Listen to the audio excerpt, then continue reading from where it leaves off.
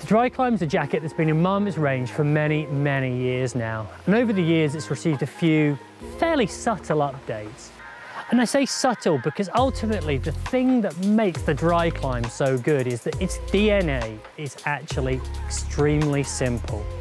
It's a fleece layer with a windproof layer on top, and that's about it. Over the years, I've used several different versions, with this particularly fetching yellowy green colour being one of my personal favourites. And one of the things that has attracted me to it is both its simplicity, but also the fact that because of that, you can use it all year round for a wide range of differing activities. I've used it whilst walking, scrambling, climbing, running, mountain biking, and I could go on. And I've done that throughout almost each and every season of the year.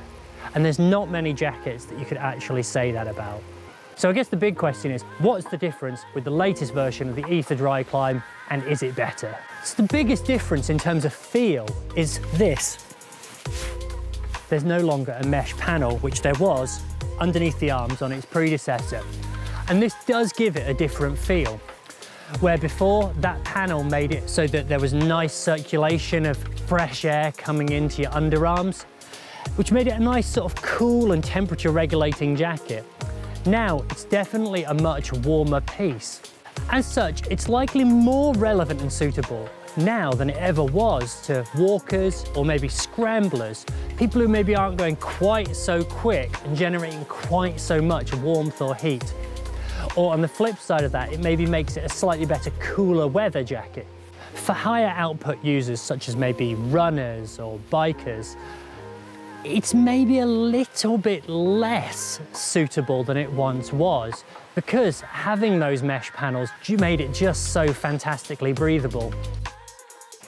In keeping with these changes as well, it feels like the cut has got a little bit broader across the chest. So if you found its predecessor too narrow, then this might be the one for you.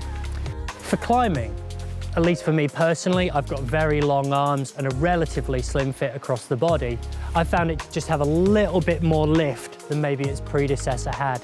But it's a tricky thing getting the fit right and to work for everyone, particularly for a jacket that doesn't have a lot of stretch componentry within it. So I've already run through the wide variety of activities you can use the Ether Driclime with, but the other thing that's worth adding is how you can use it. So today, it's absolutely freezing and we're sheltering here down in Padley Gorge away from the wind, and I'm wearing it over the top of a number of other layers. Now that's one way you can use it. Another way throughout the sort of warmer months of the year is actually just using it next to skin, where it's really effective at pushing that moisture and wicking it away from your body.